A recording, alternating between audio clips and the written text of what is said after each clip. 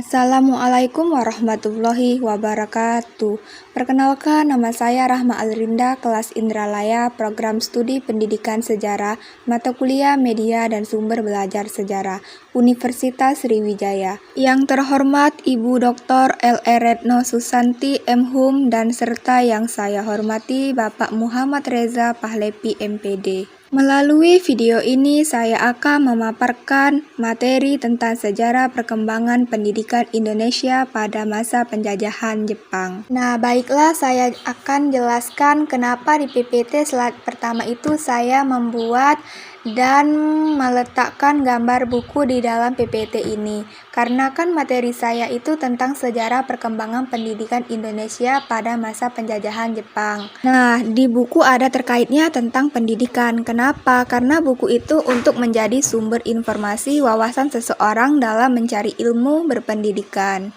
Dan saya juga membuat gambar bendera di dalam PPT ini karena di dalam materi PPT yang saya buat ada negara Indonesia. Dan juga saya membuat atau meletakkan gambar seseorang yang sedang belajar, itu gambar zaman perkembangan pendidikan Indonesia pada zaman Jepang. Dan juga slide yang kedua ini saya buat gambar negara Jepang. Kenapa? Karena Jepang merupakan salah satu negara Asia yang pernah menjajah Indonesia. Jepang mendarat dan memasuki Indonesia. Masuknya Jepang ke Indonesia tidak dengan mudah atau langsung masuk tanpa perlawanan.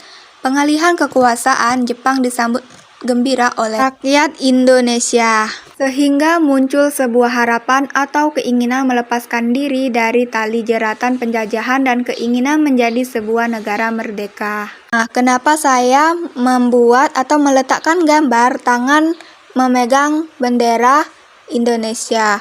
Karena dari penjelasan yang di dalam PPT saya ini kan sehingga muncul sebuah harapan atau keinginan melepaskan diri dari tali jeratan penjajahan dan keinginan menjadi sebuah negara. Nah, kenapa saya membuat ada tangan yang memegang bendera itu? Karena dalam arti negara Indonesia itu ingin menjadi sebuah negara yang merdeka. Dan juga kenapa saya membuat gambar atau meletakkan gambar yang di atas seperti orang yang sedang mengangkat tangan itu karena yang dimaksud dalam PPT saya ini kan ada pengalihan kekuasaan Jepang disambut gembira oleh rakyat Indonesia. Jadi dalam arti itu rakyat sangat gembira. Rakyat itu sangat gembira, rakyat Indonesia sangat gembira dalam menyambut kekuasaan Jepang. Nah, yang di slide ketiga ini, bergantinya kependudukan Belanda menjadi kependudukan Jepang menimbulkan sebuah dramatis. Hal ini dapat dilihat dari banyaknya berganti dan dihapuskan, seperti salah satunya penghapusan sistem golongan kasta yang membuat masyarakat golongan menengah ke bawah bisa bersekolah. Nah, kenapa saya membuat gambar anak sekolah? Karena yang seperti saya jelaskan tadi, itu gambar masyarakat golongan yang bisa bersekolah. Dan juga saya masukkan gambar seperti orang berpenduduk. Nah, di slide keempat ini, namun bagai pisau bermata dua, Jepang tidak menduduki hanya untuk melepaskan Indonesia dari penjajahan Belanda dan membenahi sistem pendidikan. Hal ini dikarenakan mereka memiliki maksud yang tersembunyi yang pada akhirnya hanya menyulitkan Indonesia, khususnya di bidang pendidikan. Nah, kenapa saya membuat atau meletakkan gambar orang yang tangannya memegang kepala? Karena itu contoh sebagai orang lagi pusing memikirkan mereka memiliki maksud yang tersembunyi dan menyulitkan Indonesia.